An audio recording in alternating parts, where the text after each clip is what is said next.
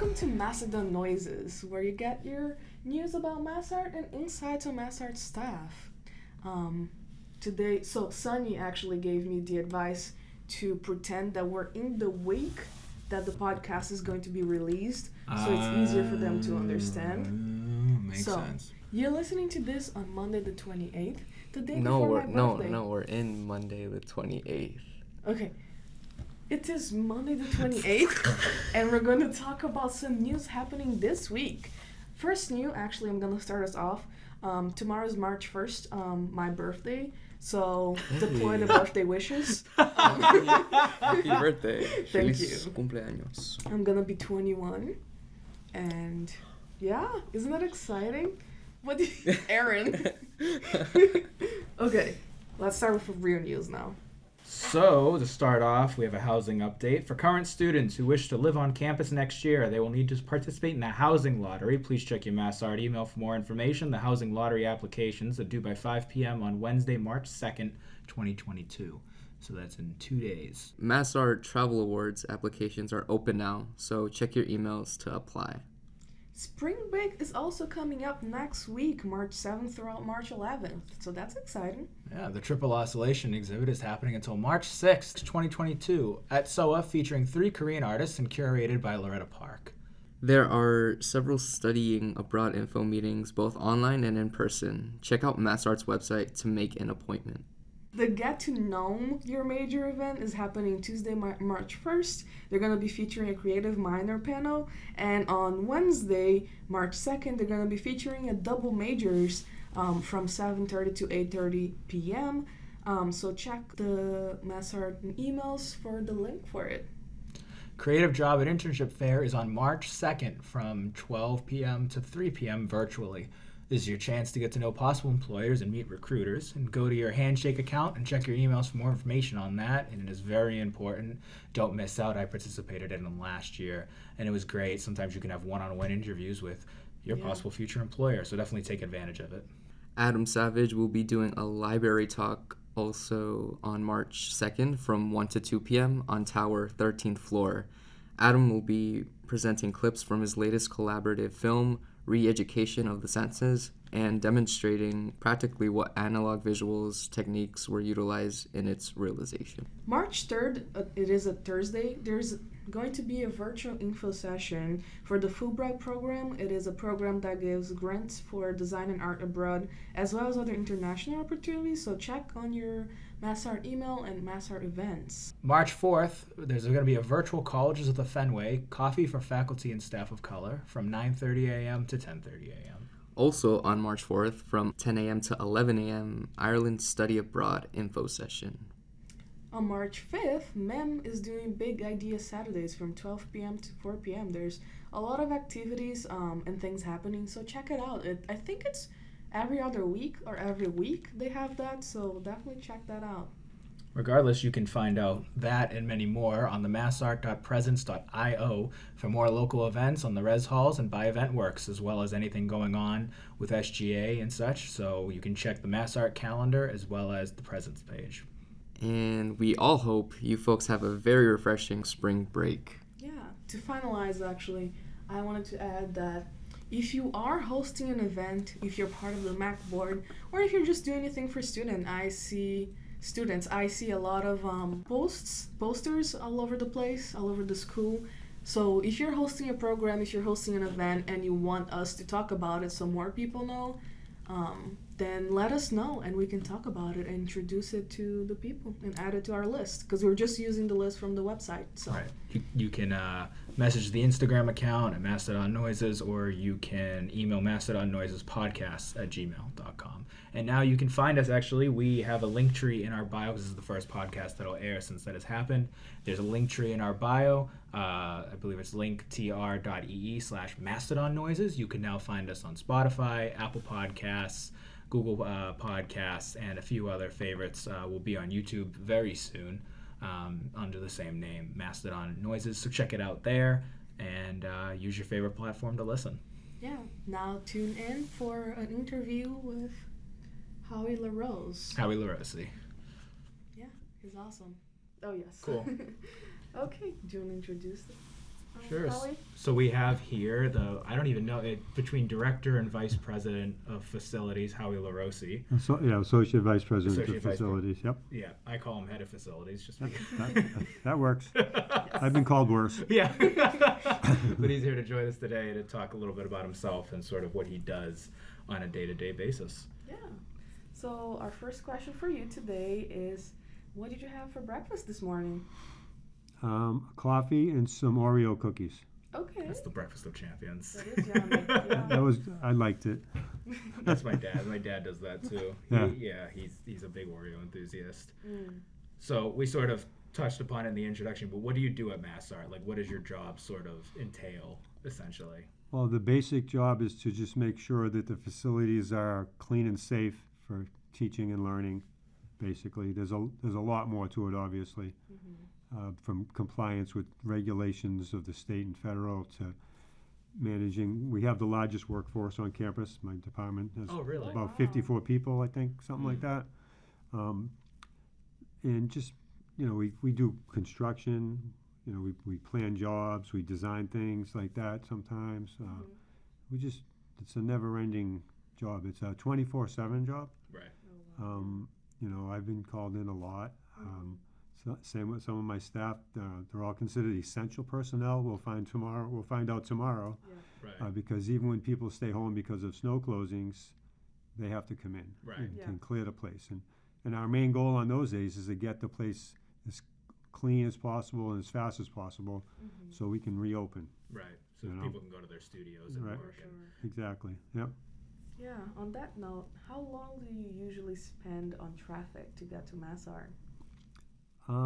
I commute with a friend of mine who's also the assistant director of facilities. Okay. So we get to use the zipper lane, which is awesome. That's And we've been fun. commuting for, 15 years together. Really? He parks his car at my house, Yeah. and then we drive in from there.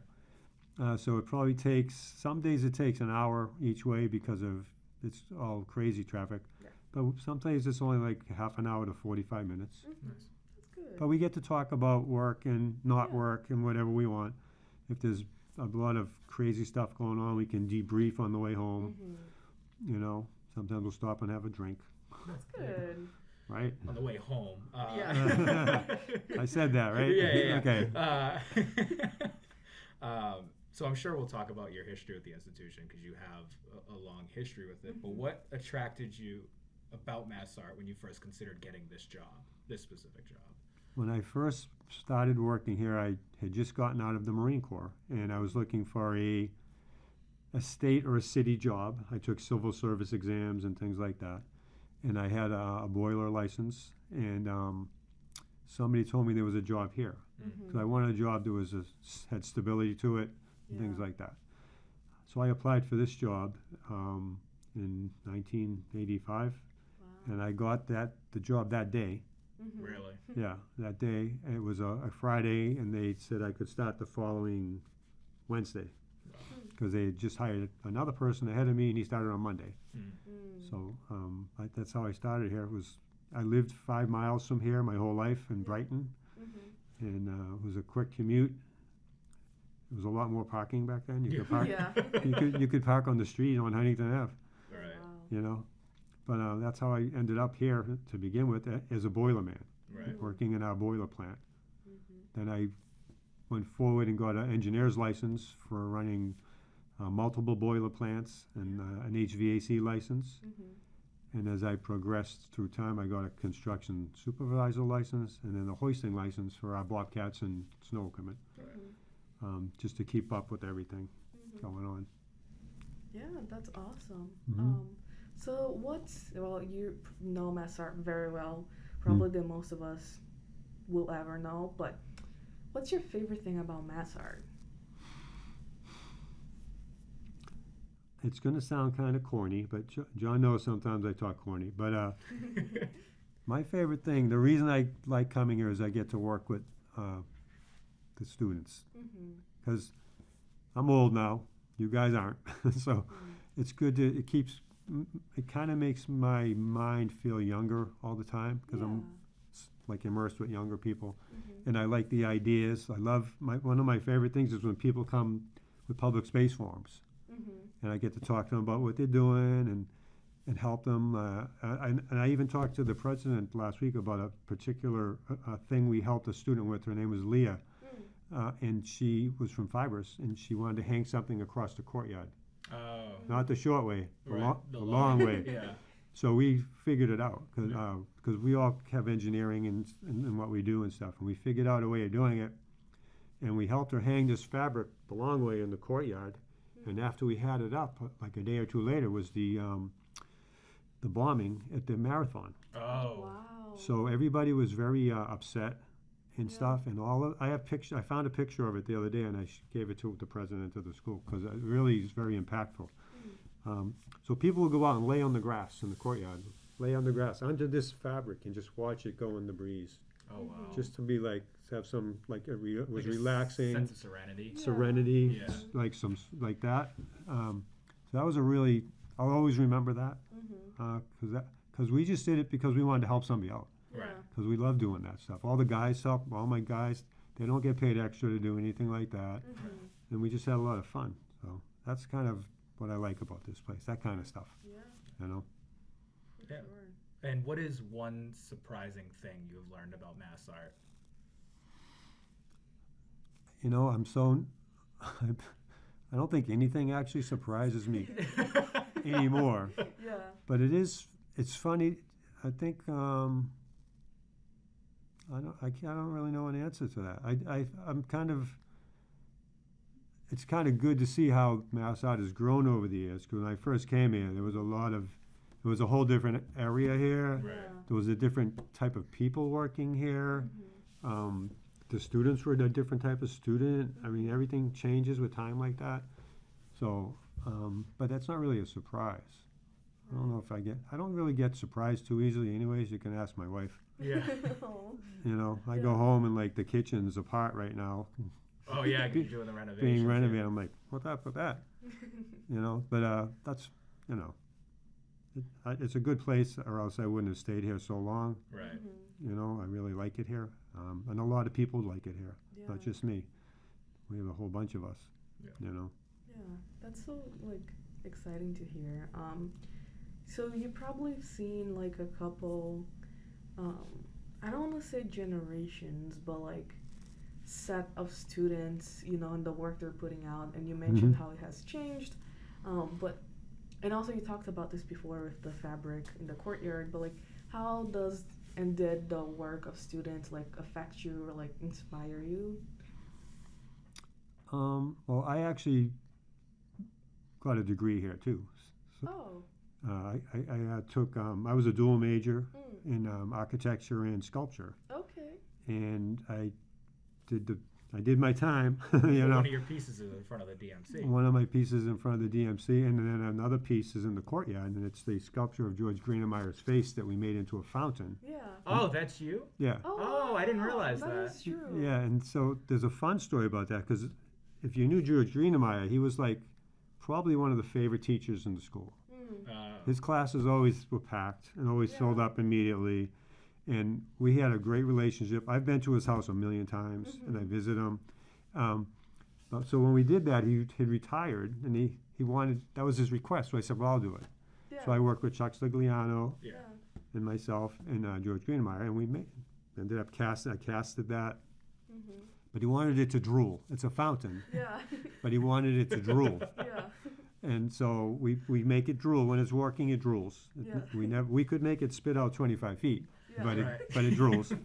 So it's really hilarious. But I used to bring it to his house after I cast it, because have you ever done foundry casting or anything I like have that? it, but I've seen So- it done.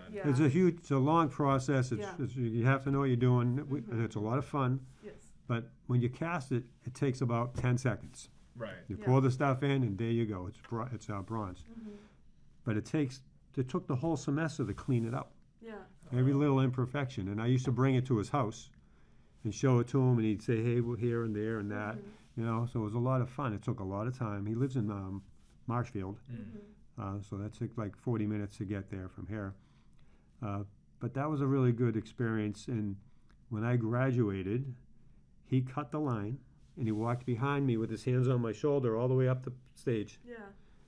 It was really cool. People were filming it. Yeah. It was That is so cool. it was really awesome. And he's still doing art today in his 80s. Yeah. He's late 70s or early 80s. He's still doing art today. His house has sculptures. You know, the wind sculpture out front of the cafeteria.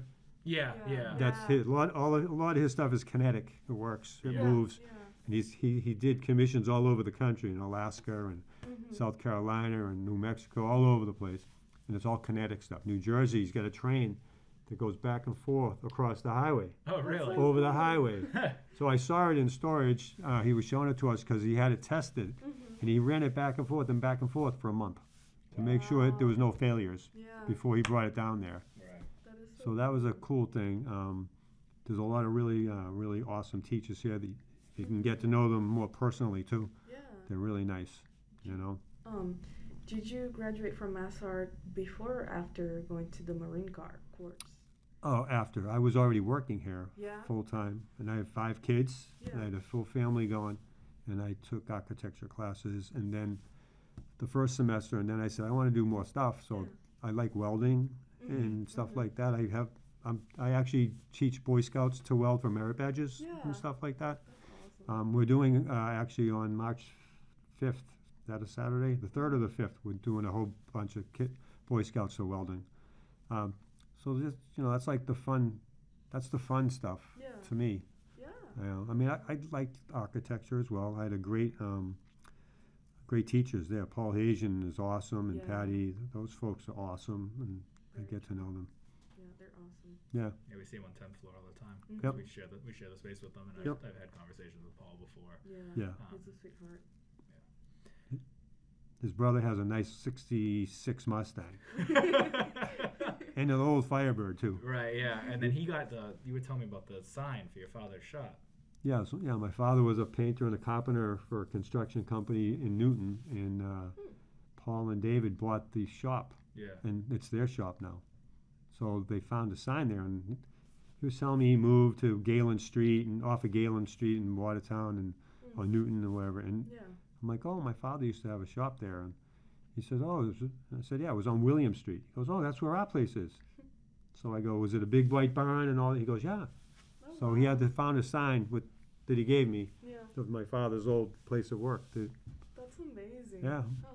It's a small world, I guess. Yeah. It is. Especially here, that happens to me all the time. Yeah. Mhm. But as we gear towards the end, who are you?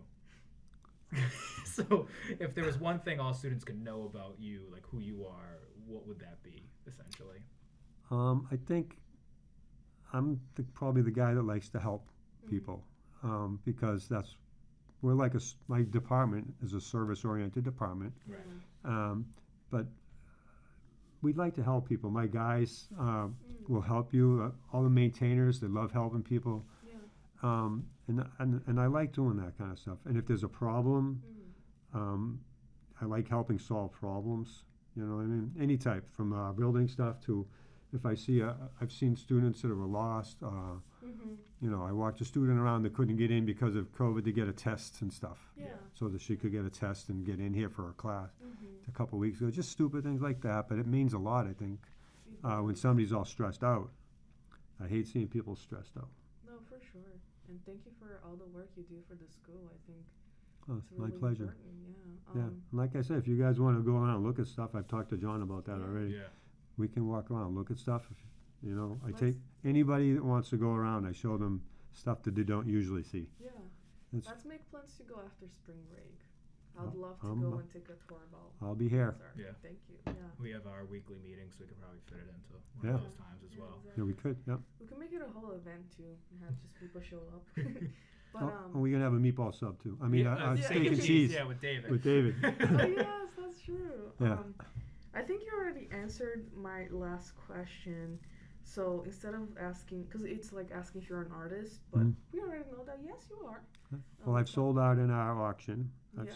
I've sold 4 or 5 different pieces of art in the auction. So I've tried to do stuff like that. I You know. love that. Yeah. But I think I wanted you to talk a little more.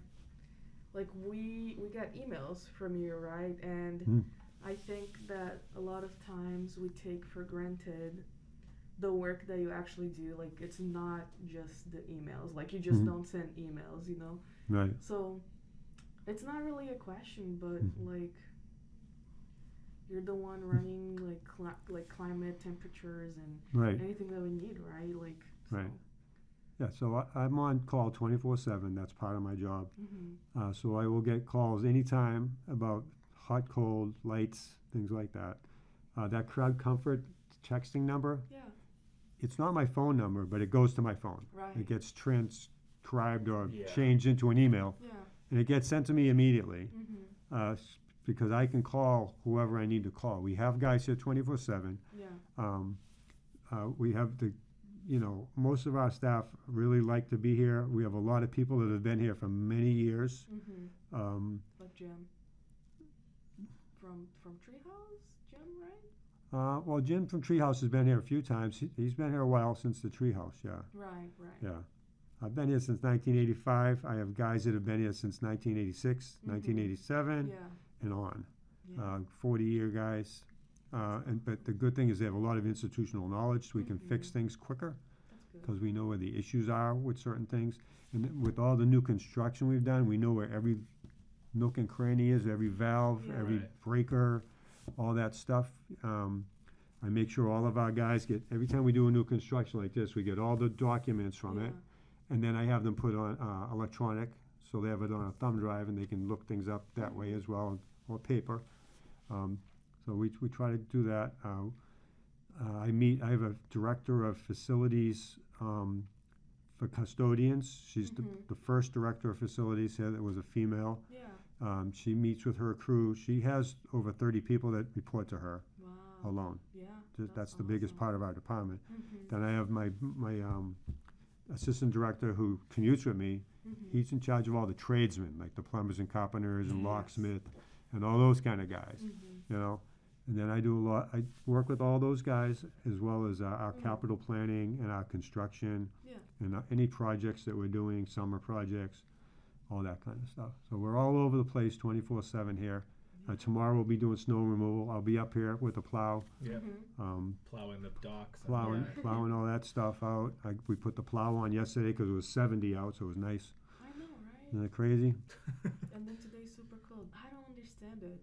Right? It's so misleading. For those listening, we're recording this on the Thursday before the supposed Friday 1-foot Yes. snowstorm, Right. because this won't air until Monday or Yes. 2 weeks after. Okay.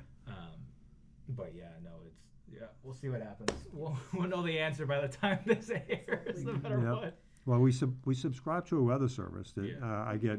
I'm getting hourly updates now from them, and then they will tell us at the end how much snow actually fell in our exact area. Yeah. And I do that because sometimes, like Capstone, when they hire, because we kind of oversee Capstone and Sodexo as well, and they, if they get charged by their contractor for snow that didn't happen, you can tell them, this is a certified statement that said we got 6 inches.